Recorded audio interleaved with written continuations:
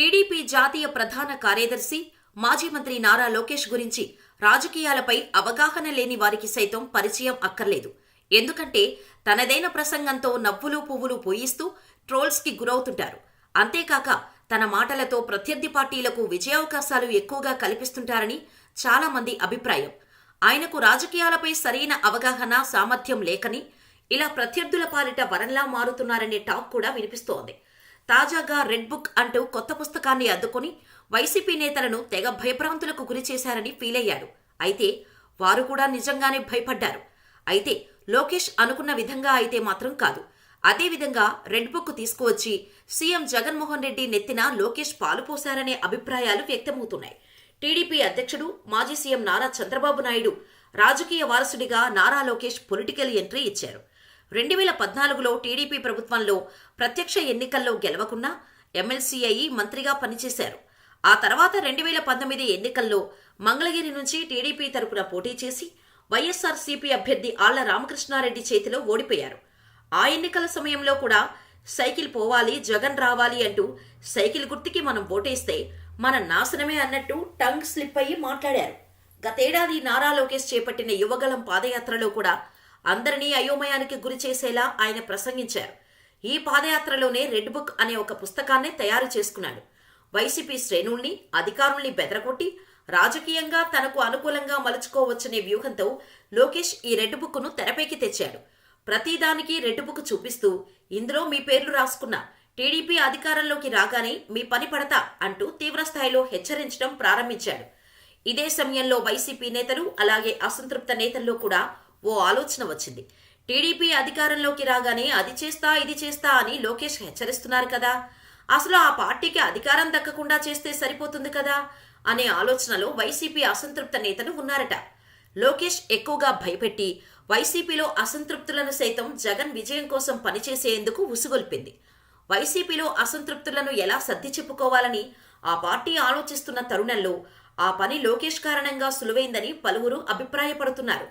ఇప్పటిదాకా మనకెందుకులే అని ఊరుకున్న కొందరు వైసీపీ నేతలు, కార్యకర్తలు అనివార్య పరిస్థితుల్లో మళ్లీ జగన్ను గెలిపించేందుకు, క్షేత్రస్థాయిలో పనిచేసేందుకు ఈ రెడ్ బుక్ కీలక పాత్ర పోషించిందనే టాక్ వినిపిస్తోంది. ఇలా రెడ్ బుక్ చూపిస్తూ వార్నింగ్ ఇవ్వటం మాత్రం జగన్ నెత్తిన పాలు పోసినట్టే అని వైసీపీ నేతలు అంటున్నారు. ఇకపోతే దేశ రాజకీయాల్లో ఏపీకి ప్రత్యేక స్థానం ఉంది. ఎక్కడా లేని విధంగా ఇక్కడ పాలిటిక్స్ చాలా చిత్రవిచిత్రంగా, ఆసక్తికరంగా ఉంటాయి. అలాగే మరికొద్ది రోజుల్లో అసెంబ్లీ ఎన్నికలు జరగనున్న నేపథ్యంలో ఏపీ రాజకీయాలు మరింత రసవత్తరంగా ఉన్నాయి. అధికార వైఎస్ఆర్సీపీ 175 స్థానాల్లో గెలిపే లక్ష్యంగా అభ్యర్థులను ప్రకటించి దూసుకెళ్తోంది. మరోవైపు టీడీపీ, జనసేనలు తన అభ్యర్థుల విషయంలో క్లారిటీ ఇవ్వటం లేదు. ఇదే సమయంలో పొత్తుల్లో భాగంగా ఇతర పార్టీల నుంచి వచ్చిన వారిని చేర్చుకుని టీడీపీ ఆ పార్టీ నేతలకు షాక్ ఇస్తోంది. తాజాగా టీడీపీకి చెందిన కీలక నేత, మాజీ మంత్రి ఒకరు లోకేష్కి షాక్ ఇచ్చారు. ప్రస్తుతం టీడీపీ నేతల పరిస్థితి అగమ్యగోచరంగా మారింది. కష్టకాలంలో పార్టీని నమ్ముకొని ఉన్నవారికి సైతం అధిష్టానం షాక్ ఇస్తుంది. పక్క పార్టీ నుంచి వచ్చిన వారికి పెద్దపీట వేస్తూ పార్టీని నమ్ముకున్న వారిని నట్టేట ముంచేస్తుందనే టాక్ వినిపిస్తోంది. నూజివీడి విషయంలో అదే జరిగింది. అక్కడ టీడీపీ ఇన్ఛార్జిగా ఉన్న ముద్రబోయిన వెంకటేశ్వరరావును పక్కన పెట్టి వైసీపీ నుంచి వచ్చిన పార్థసారథికి ఆ బాధ్యతలను అప్పగించారు. దీంతో ఆయన తీవ్ర వేదనకు గురయ్యారు.